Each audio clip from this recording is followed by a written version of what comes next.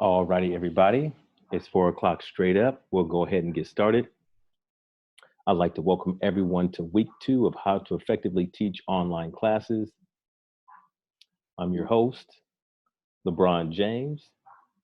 Like I said before, that I was a high school math teacher for 15 years, taught at several schools throughout Los Angeles, and I actually started teaching online back in 2001 when I realized that I just wasn't getting enough stuff done in the classroom. So I had to figure out how to do some blended learning. So I started using Blackboard as one of the apps I used back in 2001, where I would do math problems for about an hour a night to help kids who were struggling and really help me in the classroom. And so now, like we said before, we're all dealing with this now as a country, actually as a world, where everyone is quarantined. We're in the home, kids are at home, and all teachers now must teach online.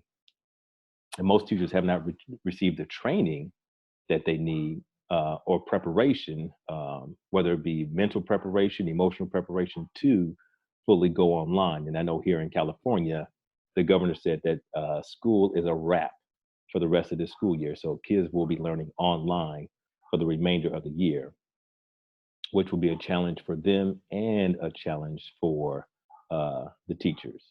And as a parent, it's probably the biggest challenge for the parents having your kids home all day, every day, getting on your nerves, halfway doing homework and playing more video games than reading. But hang in there, y'all. We'll get through this together, I promise. All right, so once again, we want to start with the whole game approach, meaning we want to talk about everything that's going to happen today. And I really encourage teachers to use the whole game approach with their classes to let them know, say, hey, for the month of April, here are the major learning things we're going to do. Here's the apps we're going to use. Here's the different type of assignments I'll be giving, and acknowledging you're going to have some good days, students. You're going to have some bad days, and being actually vulnerable with the students in the whole game approach, and say, because we are living in uncertain times, and I'm locked in the house all day, I may have some bad days as a teacher, and to ask for forgiveness up front, to let them know, hey, I'm human just like you. I'm going to have some struggles and challenges. And so, sort of level setting with students, I think right now is very important because their social emotional well being is far more important right now than their academic well being. Like someone pointed out to me the other day, which I thought was important, is that we are not doing online teaching with students right now. We are living through a pandemic. We're being quarantined. People are having friends and family dying from this virus. And at the same time, we're trying to maintain some sense of normalcy by learning online. So this is not a typical online environment. We're not in typical times. So we have to be aware. We have to be kinder and more patient with the students, and especially kinder and more patient with ourselves as educators. So for the whole game approach, shortly I'm going to give you a poll to see how things have been going this week. And then I'm going to open it up to have some people volunteer to share how things have been going in the field or if they tried out any new ideas since last week. Then we're going to talk about how to engage online learners. From the poll we did last week, that was one of the major um, topics of concern for many teachers is how do we keep these students engaged in the online environment. Then we'll go into lesson planning for online instruction and really looking more at the 80-20 approach. Uh, and the 80-20 approach also helps in face-to-face class, but is even more important here on the online environment, where 20% of the things we do are going to generate 80% of our results. So we can do a lot fewer things, but be real intentional about the things we do and the things that are going to give us and our students the biggest bang for the buck. Then at the end, we'll do a little more Q&A to get some more of your feedback. And then we'll do a 2-2-1 and head out to happy hour. All righty. So let's go ahead and get this party started.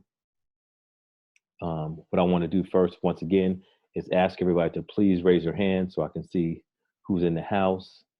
So if you can hit your button to raise your hand. All right, all right. Ronaldo, I see you. Sylvia, okay. Eric, Yolanda, Rochelle, okay. I see Elise again. Thank you. Fantastic. My man Barack in the house. I see you. Okay, fantastic. So let's go ahead and get this party started. So the question are, how are things going with online teaching? And this is for people, if you're a teacher, how are things going?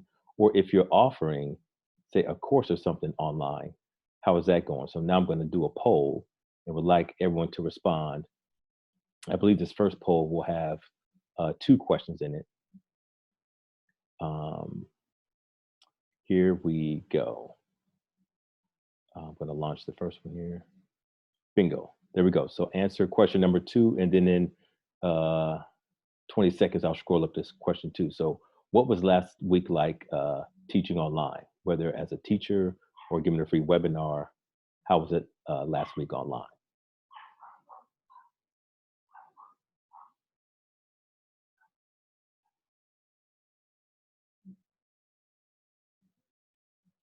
We got 2 of 10 people here have responded so far. And then we'll go down to the second question in a minute in terms of what went best for you this week. All right, we get some responses here. Okay, there we go.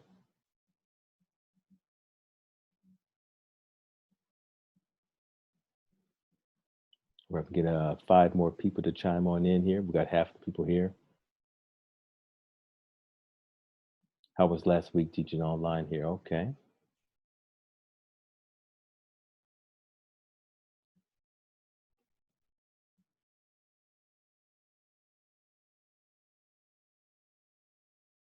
Okay, we'll give it just another 10 seconds here to get people's feedback.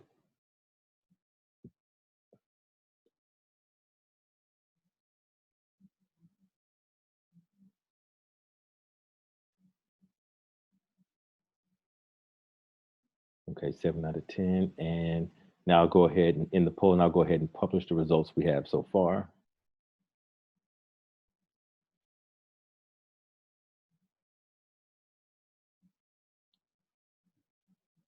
Okay, so what we see here is all right. So over half the people here had a good week teaching online. I'm glad to hear that. Congratulations on that. And some of us, are still struggling, which is to be expected. To really get comfortable in the online environment really takes, I would say, maybe at least a month to get really comfortable because each week you're going to learn something new or discover a new challenge. And then even speaking in this environment with kids watching, or if you have the screens muted, really getting comfortable with that environment takes a little bit of time. And it says, what went best for students this past week? So I like this, interacting with students. Fantastic. Because that is the main thing we have to keep in mind is how well we interact with students, because that interaction will lead to the learning. Fantastic. So now what we want to do is open it up to hear some of your voices to share with the rest of us. So if you have something you'd like to share, like I said, the directions here is to hit the raise your hand button first. When I call on you, I'll give you up to 30 seconds to share. After I share, I'll move on to the next person. And then please just remember to re-mute your mic again. All righty. And if you hear someone say something that resonates with you, or you have a question for them, or you want to just reply, simply go to the chat box, put the person's name in parentheses, and then write your comment. That way we can all go back and follow. Or even when you go back and watch the video later, you'll be able to follow the chat. So let's go ahead and get that started and see if there's any participants. All righty. All righty, Reynaldo, I'm allowing you to talk. Go ahead, my man. Go ahead and turn your mic on. Can you hear me now? Yes, I can hear you. Go right ahead, my man. So I had an interesting experience today with my 7th graders. I'm teaching medieval Europe. So we're doing feudalism. And I got this idea from another teacher on Instagram called middle school _ magic. So I want to give her credit. But I had my kids develop memes about the different classes in feudalism, and they lost their minds. They were super engaged. We started out in a Zoom classroom, and they kept popping in and out, which I allowed them to do in order to create their memes. But they got really creative. They showed an understanding of what it was we had been talking about in terms of social classes and whose contribution was more important or less important or more uh, helpful to the functioning of the society.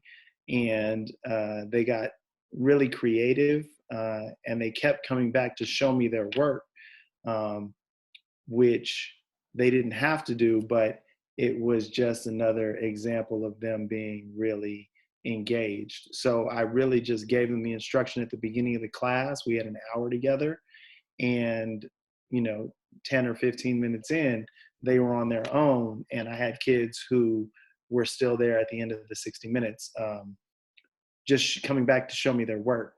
So the less is more approach um, really did work for me. And so I just appreciated that. I wanted to share that with All right. Thank you very much, Bernard. I appreciate that. you. Mm-hmm. All right. So I'm going to go to Yolanda. Yolanda, go ahead and unmute yourself and go ahead and share, Yolanda. Hey, this is Yolanda. I'm actually a STEM director at a research laboratory. So I'm working on STEM projects that are lower cost, Raspberry Pis, microbits, and I'm also entering into these webinars so that I can understand the landscape within the educational environment under our current circumstances. So I'll say my win for the week. I created a kit for a family member, actually, for an 8-year-old, for um, with some code.org, binary bracelets. She set up her own Raspberry Pi with a monitor and a keyboard that was just laying around the house. So I'm trying to look at things to lower the barriers for students across the board, and especially in times like this.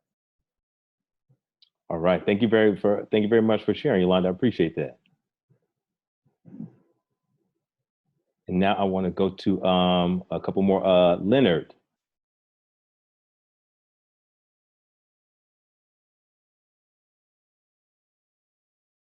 Go ahead, Leonard. You now have the microphone. Go ahead and turn on your mic. There you go, Leonard. Thanks.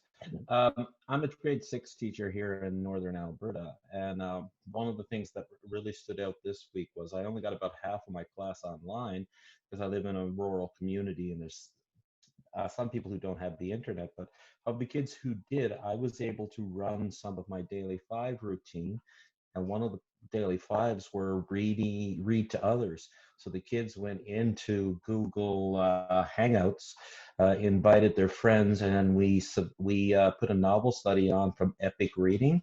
So they were taking turns reading that, and they taped some of it and sent me some screen caps through my Google Classroom in order to show me that they did. So we have something similar to Classcraft called Grade Craft, where I make these cards. So I'm going to be sending them some cards to show up digitally, and they're sharing them back and forth, trying to show each other that, hey, you know what, we got something out of this. And it was actually pretty interesting. Thank you for sharing that, Leonard. I appreciate that. And if those cards are, if you got those from a website or some kind of company or something, could you please put that in the chat so we could share with everyone else? You actually make them yourself using this site that you can generate them yourself. Okay. And they're almost like Magic Gathering type cards. So I'll send that link to you guys. Thank you very much, Leonard. I appreciate it. All right, we'll take one more here. Let me see, Evelisa.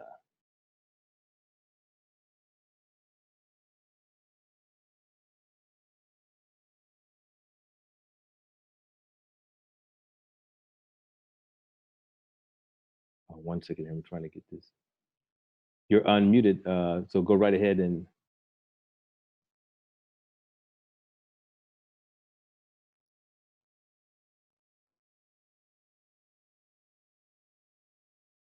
Okay, hold on one second here.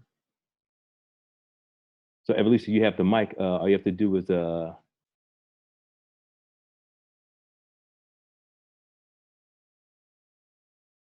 on. Okay, so we have some technical difficulties here. So I'm gonna move on to the next. I see let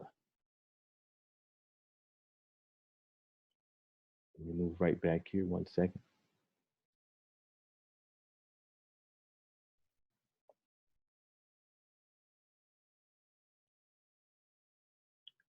All right, so now looking at the next activity, let me see if there are any questions in the chat.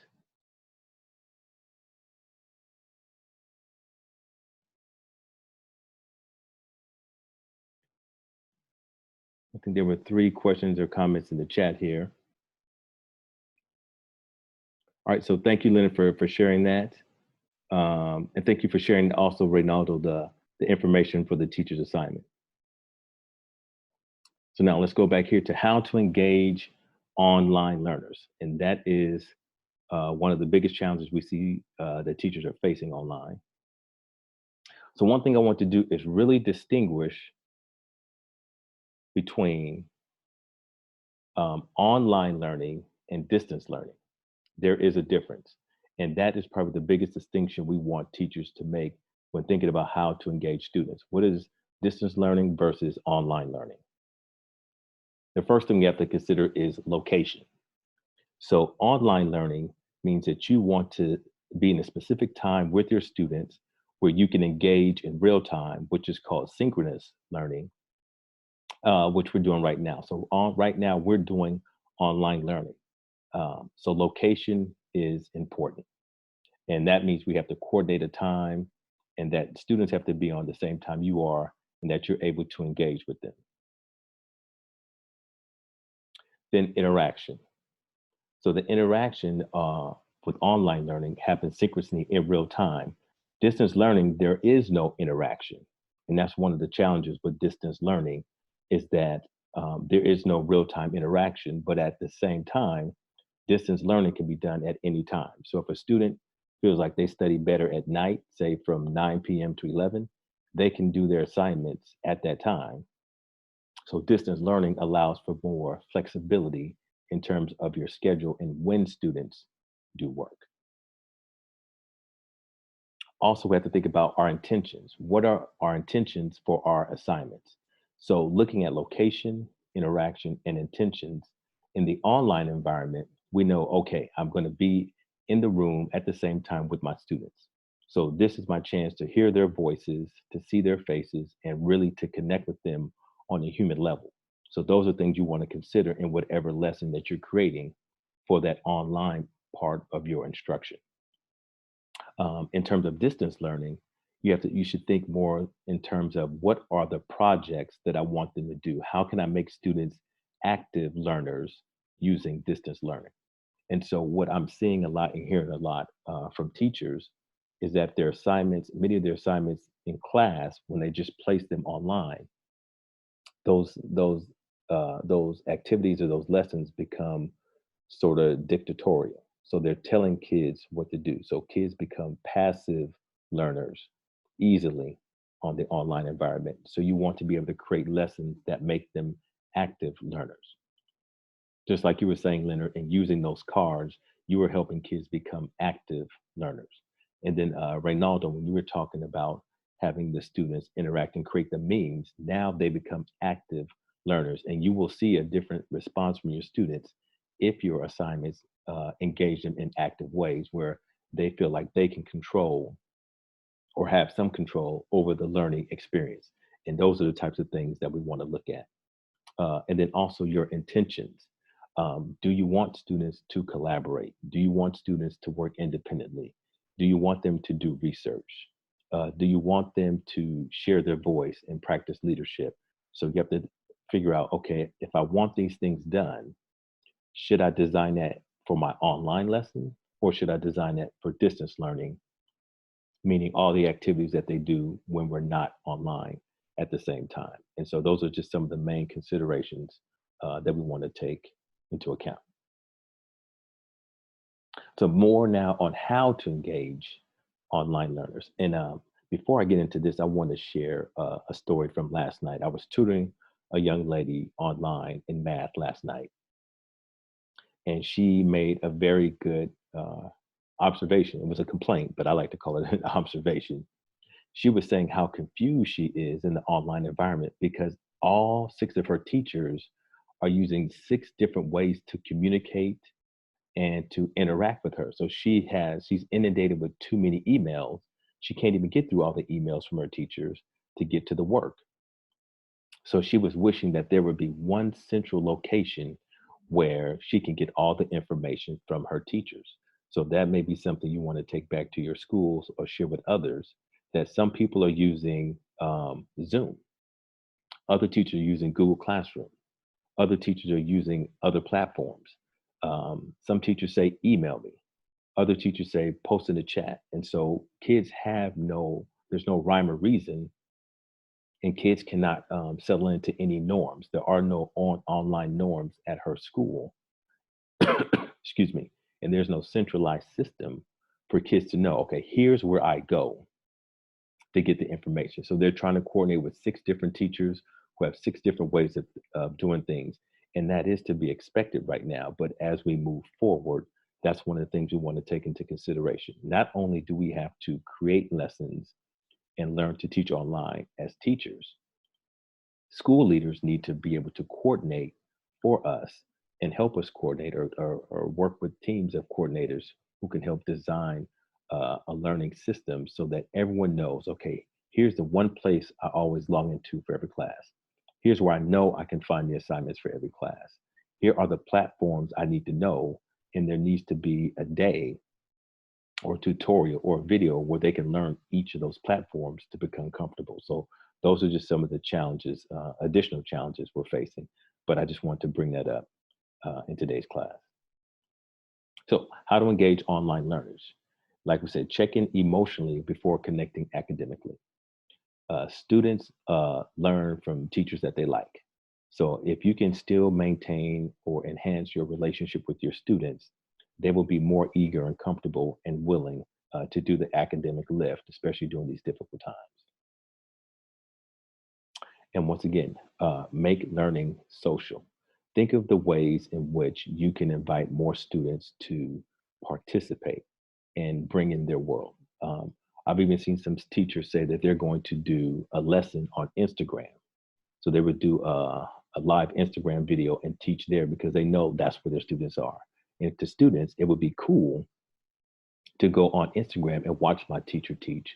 And then you can use different hashtags in order to track. So if you want to teach once a week or twice a week on Instagram, and you have your hashtag, now you are really engaging your students, and they feel like the learning is now happening in their world, not just the world that you're creating.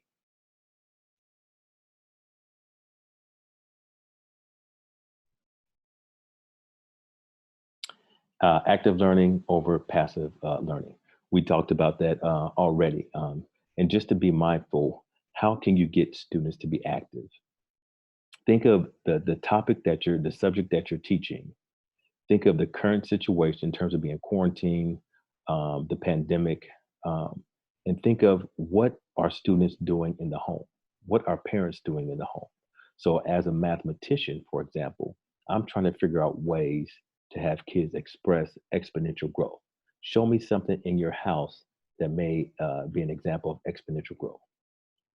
Show me something that may be linear growth, or show me something that's not growing at all. So trying to bring the real world into the classroom to active learners. Say, go in your house, go in your room and collect X number of objects that are related to this assignment. And then write and tell me how these things are related to the assignment. So as much as we can get the kids moving around the house, if they have a backyard, front yard, or parking lot, somewhere to get them moving and active related to your assignment, rather than just being confined to a desk and chair. Also, providing timely and useful feedback. In this online environment, students are going to feel very lonely. Uh, and so, what we want to do to keep them engaged is to give them feedback.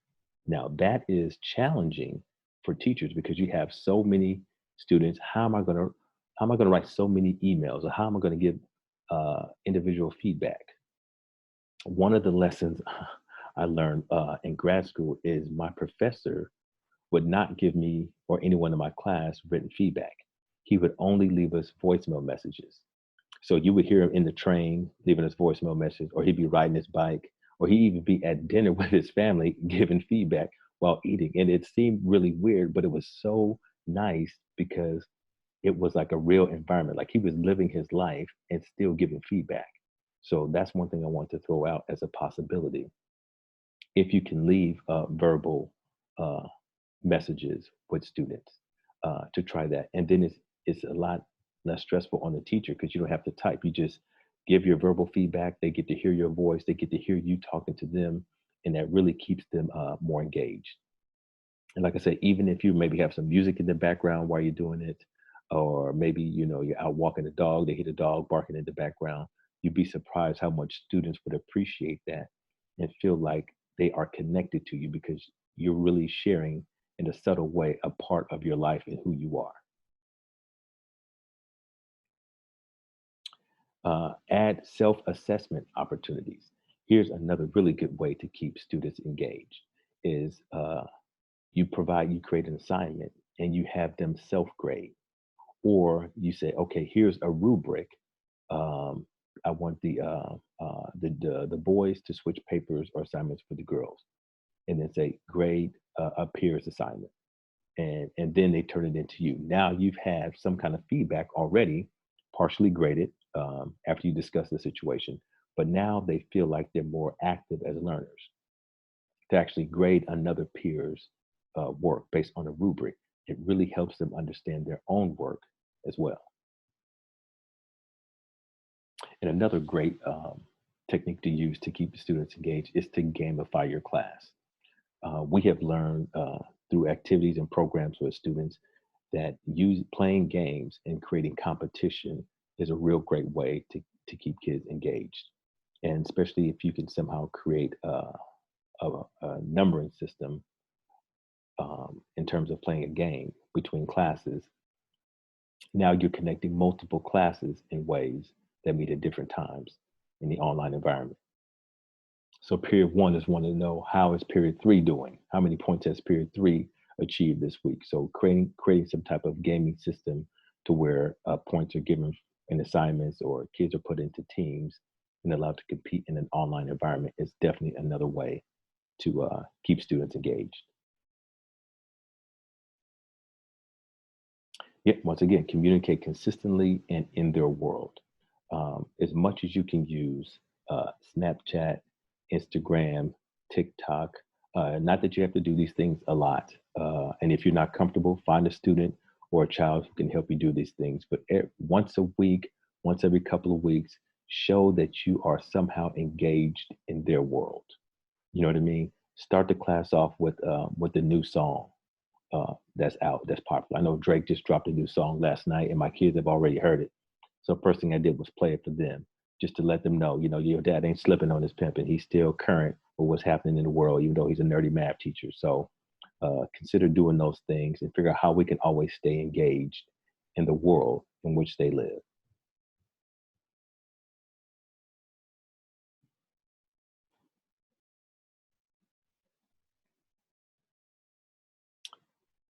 Oh, here we go. This is a big one. Don't allow your ego to stop lessons or engaging activities.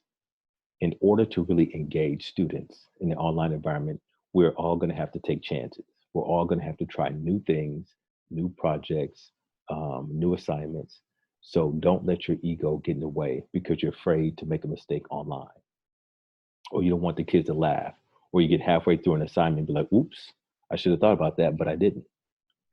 Go ahead. Now is the time to take those chances, to put our egos on the back burner and try things. And one of the beautiful things about learning is everything is a learning opportunity, especially now. So if you try an assignment and it blows up in your face, claim it and tell students, hey, you know what? I was trying to create this assignment. I thought it was going to go this way, but it actually went a different way. And what do you know? That didn't work. So that kids are like, wow, I can try something and fail, and the world doesn't come to an end. So everything we do is always modeling for kids and to teach them how to be citizens in the 21st century and to deal with difficult, unknown situations like we are now. we have to model, what does failure look like? How do we respond to being wrong? And also, how do we respond to being right? When things go right, or you have an assignment that goes well, cheer, give yourself a pat on the back, scream, tell kids, hey, I put this together and it worked. So being able to show your emotion and your response, whether you fail or succeed, is huge in terms of helping kids stay engaged in this online environment.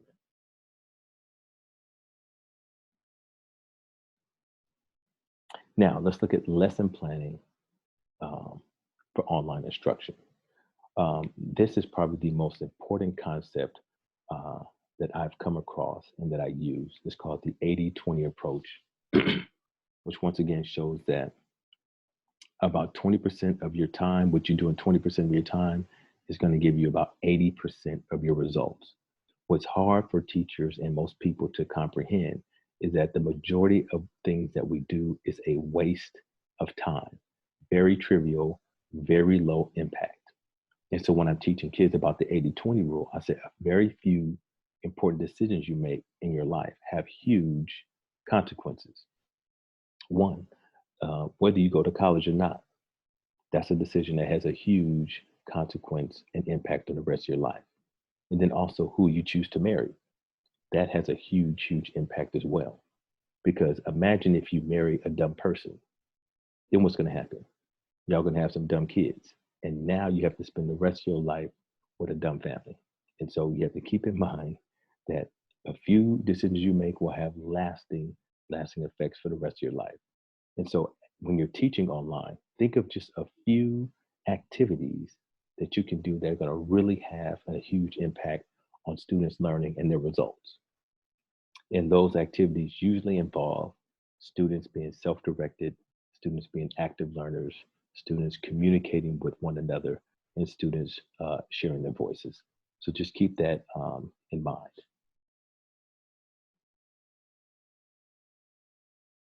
So when you're lesson planning, let me check out the chat 1 second here. Let me see.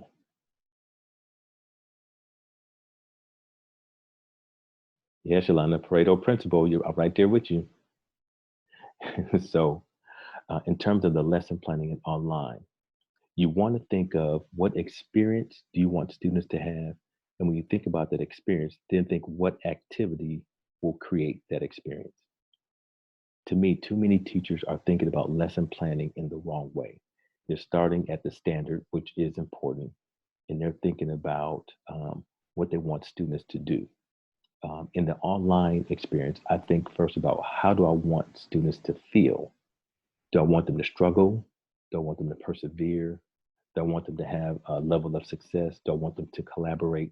What experience do I want them to have related to that particular standard? And then I create the activity that will create that experience.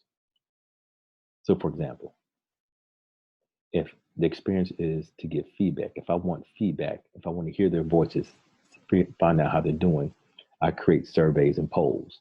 So if I want feedback, I know somewhere in the lesson, I have to create the surveys and polls. When you come up with the survey and poll questions, ironically, that leads you back to your actual lesson. Because what has to happen in the lesson that will lead to that particular survey or poll? Collaboration. This is one of the most challenging things for students to create, for teachers to create in the classroom is collaboration. It's easy to put 4 desks together and then watch everybody work individually. So I'm not talking about how collaboration looks. I'm talking about how it actually sounds. And so think about team projects. Think about Kahoot, ways for them to compete. How can you get students to collaborate in groups of 3 to 4? No more than 4 is what I recommend, especially in the online environment. Also, we want them to experience self-directed learning. One of the major skills that's going to be developed during these times of online learning is self-directed learning. Students will have to learn how to go find out information, how to figure out the credibility of the source. Then they're going to have to figure out how to answer their own questions when the teacher's not around, when their peers are not around, when their parents may be working or doing other activities. So this is really a chance for us to build those skills in students on how to be self-directed learners. And so one of the activities I would do to do that is to create an assignment and have students watch several videos on concepts and then write their own interpretation or create their own 2-minute video on their interpretation of the concept. So conceptual understanding is so important here. The big ideas, what's really going on. And so maybe even tying that into the current pandemic, having them watch maybe a clip of the president and then create their own video clip about what would they do if they were president. So things that are going to get them to be sort of self-directed and active learners. Once again, checking for understanding and measuring learning. If that's what I want to achieve as a teacher, which is something we have to do frequently, is check for understanding. How do we do that in the online environment? And once again, Kahoot, which I hope everyone is familiar with. If you're not, Kahoot is an excellent program that allows you to create sort of a game, like a Jeopardy game. So you ask questions, and then kids will use their phone in order to type in the answers, and it also keeps score. So it's also a great gamification program if you're not familiar with it. Also, checking for understanding is, once again, having kids raise their hands. Raise your hands. How many people understand this concept? Give me a thumbs up if you understand what's going on. And then also, one of the biggest challenges I've heard is, how do I give a test or an assessment? And I've been asking lots of teachers, excuse me, over this week, how do they do it? Someone told me that they have groups of 10 to 12 log into Zoom, and they give the test online in Zoom. And so they can watch the kids take the test at that time. And so I thought that was real interesting, that in real time, you can kind of see 10 to 12 kids at a time. Does that prevent all cheating? Of course not. We all know these kids are always going to be one step ahead of us. But it's one way to do an assessment where at least students feel like they are being assessed and being watched. And it feels more like the normal classroom environment. One potential drawback is if you have multiple classes, you may have to switch up some of the questions. So you may have to have 3 or 4 versions of the exam. But then that goes back to the less is more. Don't ask 25 questions. Ask 10 questions. Ask 5 questions. So you want to ask meaningful questions so that you can get the feedback and that you want to measure student understanding, because you don't want to create too much work for yourself as a teacher. You want to be able to manage it. So less is more, figuring out what questions are necessary. So if I'm giving a math quiz, normally I have 20, 25 questions. Well, if it's 2 or 3 concepts, I just really need about 3 questions per concept to see if they really got it. So I can make it a 9 or 10 question quiz as opposed to the 25 question quiz that you would normally give in class. So that's something to consider. And then rigor. Rigor is very challenging right now. And I would, personally, I would decrease the rigor in a sense and focus more on engagement, classroom norms, and working with the social emotional needs of the students. Once they are really comfortable with the online environment, once you got a good rhythm going, then I would begin to ramp up the rigor, because like we said, these are not normal times. We don't know what they're dealing with emotionally, how much time they are actually going to commit to studying. You know, they're watching the news, they're looking at the numbers. People are worried about family members. So these are real difficult times. So we should proceed with caution and understand the dynamics that are going on right now, as we still want kids to remain intellectually stimulated.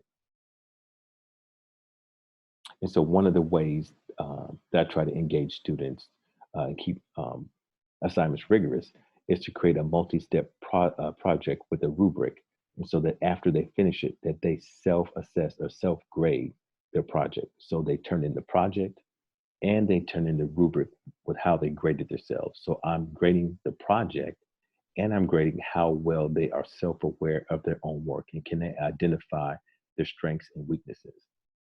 And you would be really surprised at how well students can actually grade themselves. Sometimes students grade themselves harder than you would grade them, which I find ironic, but it's true. But then that same process forces students to think about their work at a deeper level once they had to put the hat on as the teacher. And many times they will do a project, self assess, and then say, you know what, I'm only at about a C. And then they go back and redo the project, and they're clear of the areas where they had their shortcomings. So to me, those are some of the most powerful projects that happen when students are really allowed to self-assess and then have time to reflect and make changes if necessary. So I'm going to pause here 1 second and look at the chat, see if there's any questions.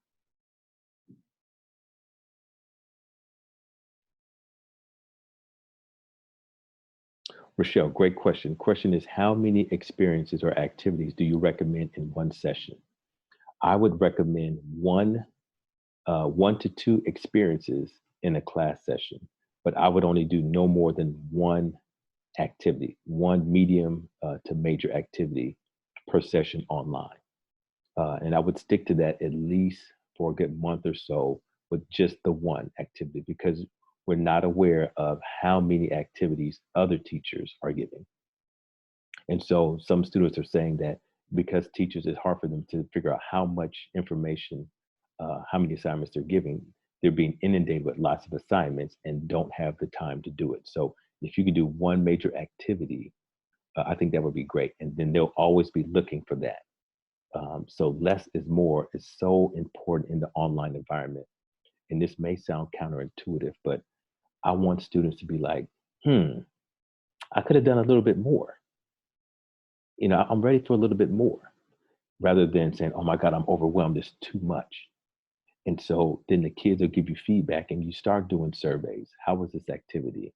You know, and they'll be, it was okay. I finished early, or, you know, ask them surveys, they'll actually tell you how they really feel. And then you use that information to figure out, do I need to ramp it up? Do I need to move to two activities per lesson, or maybe two activities per week? So start off with one is my suggestion. Get their feedback, poll them, take surveys, and then adjust based on the feedback that you get.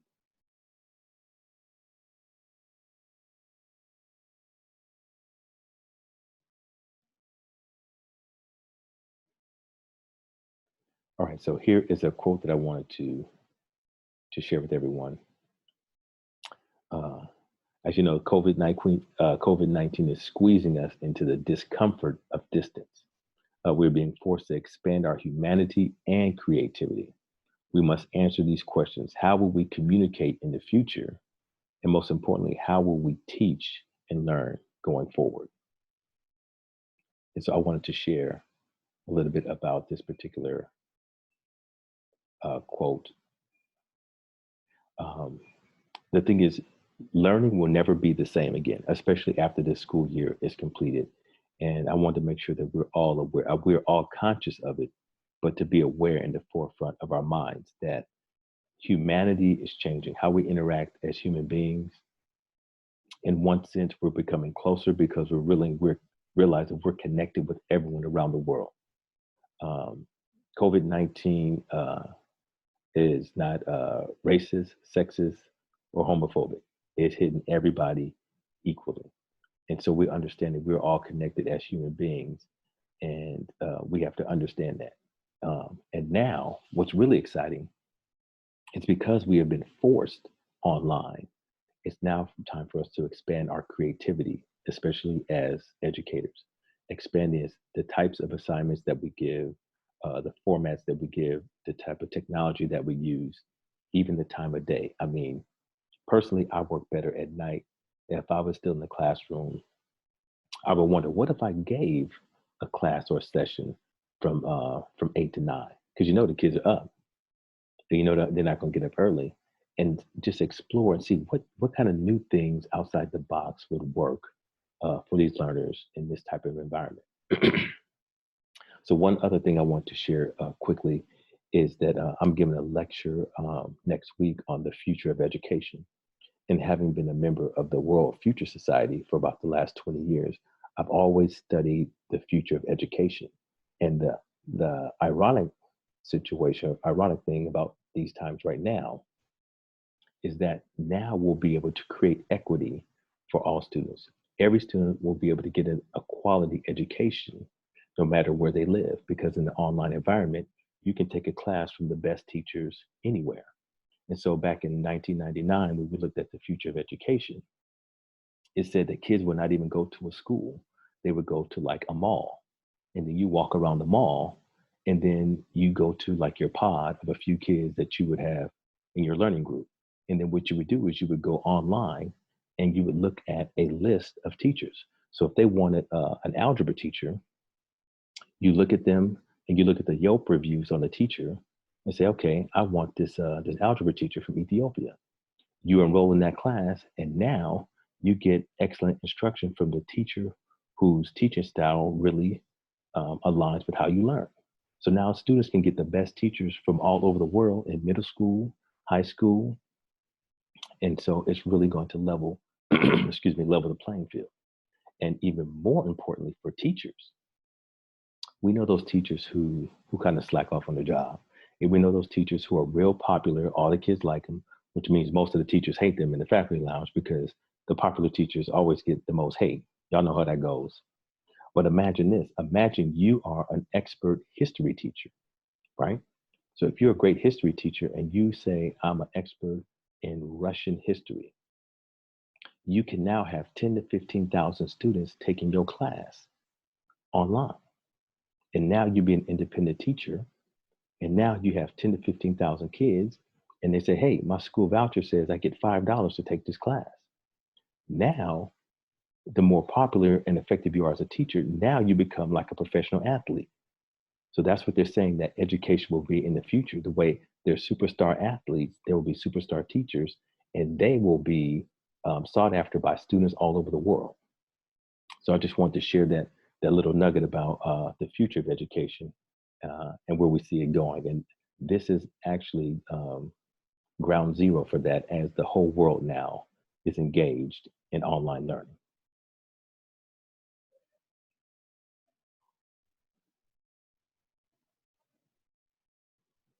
And so what I think is most important when we're talking about engaging students and also how do you lesson plan is, as you now go into the online environment, it's very important that you have a theory of action. You have to have a belief system and a theory that you believe in, that if I do these things, my students will learn. And if you create a theory of action and you stick to it, it will guide every lesson plan. It will guide every online session, every distance learning session, and every engagement with your peers will all happen once you create your own theory of action. So, for example, here is my theory of action as a teacher. Ooh, hold on one second. My throat's getting dry. Give me 1 second here.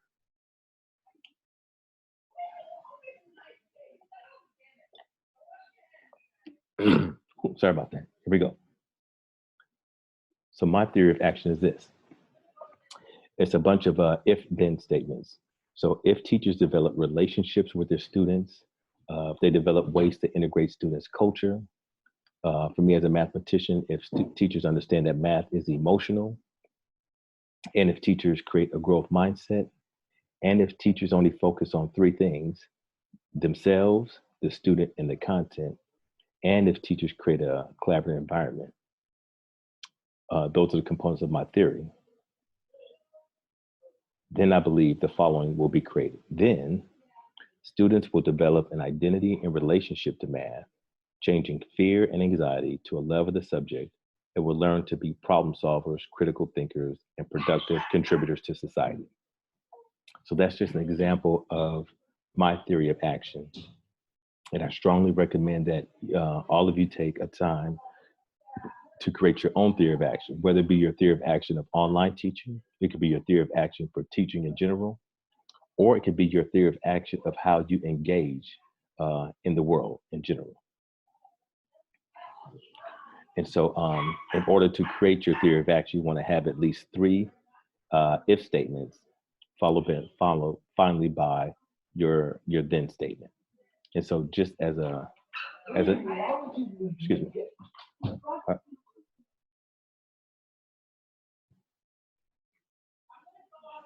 So here's an example of the theory of action form of your if-then statements. So feel free to screenshot this if you like, or you can look back into the video later for if-then statements. So I just want to leave that with you to create your own theory of action. And so now, as we come to the wrap for today's session, I would love to get some questions and some more voices in the room as we wrap up. Sort of thinking about the things we discussed today in terms of online learning versus distance learning, lesson planning using the 80-20 approach, how we engage online learners, and if you have any ideas or thoughts already on your theory of action, to share those as well. So if you do have some questions, please feel free now to raise your hand and I will call on people. Oh, I see Yolanda here.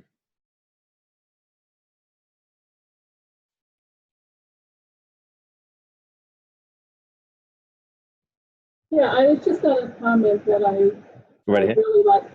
I just wanted to comment that I think the 80-20 approach also falls in line with last week when we talked about half as much content to double the amount of engagement.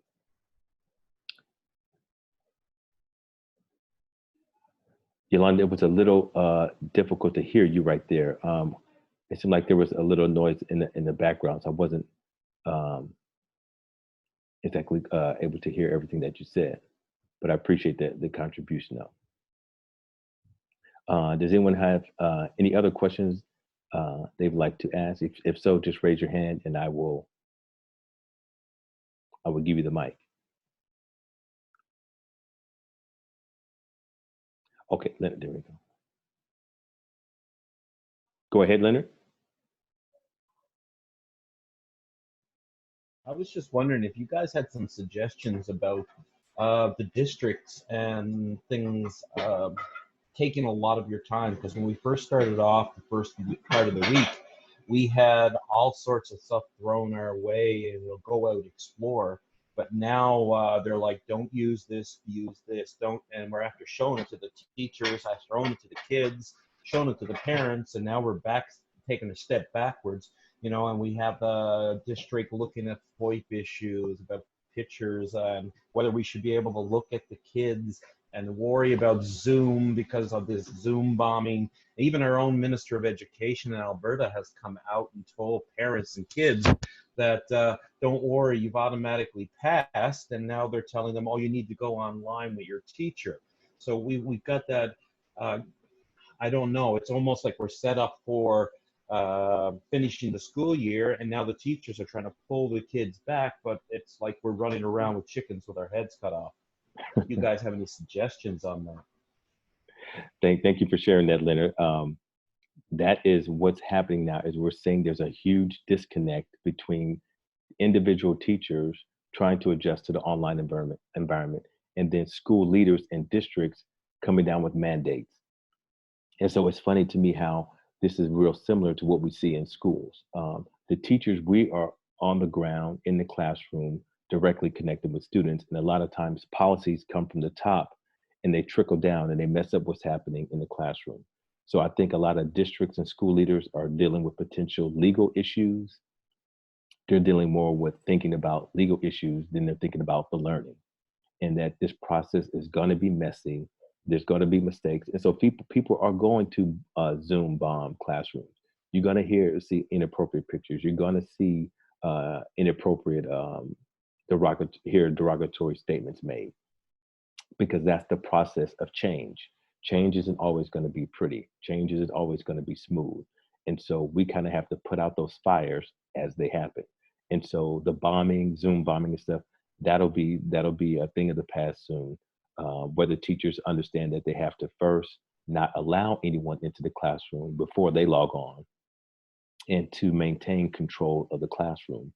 And I'm sure Zoom is working overtime to create even more safeguards. So those are some of the things we're just going to have to deal with.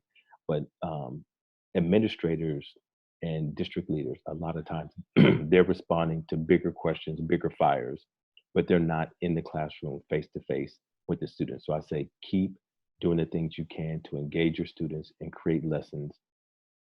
And with other teachers, share your successes, because that's what the school leaders and district leaders are not hearing. They're not hearing the successful things that are happening. So the more you give them ammunition with the successful things you're doing, they can then counteract some things.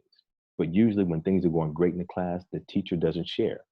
We don't lead up. We have to learn to lead upward and to share the great things that we're doing and the great learning that's taking place, so that district leaders and principals have something they can go back and share to show that things are working.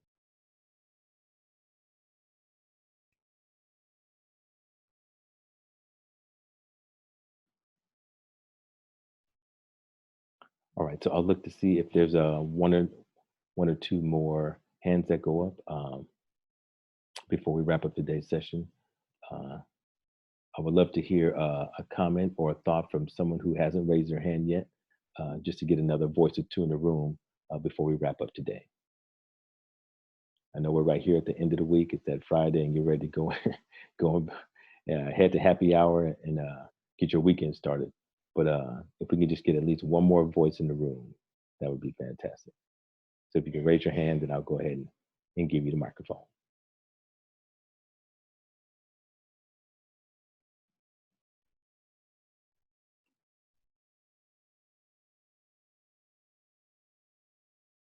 All right, so I looked there. I looked at the chat. Looks like we're all done. Well, I really hope that I want to thank everyone first for attending the second week of our session. We will continue to unpack a lot of these challenges and come up collectively with ways and share strategies that are really engaging and helping our students learn, and to make teaching online as pleasurable and easy as possible for teachers as we transition to this time. Oh, and Eric, that's a great point. I'm glad you found this is helpful, especially in thinking about online for the summer.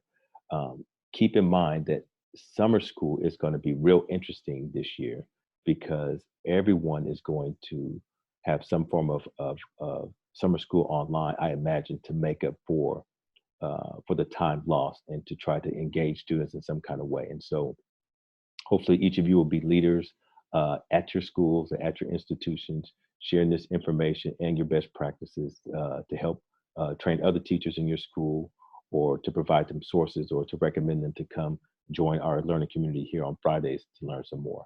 So once again, I want to thank everyone for attending. I really appreciate your time and your feedback and thoughts.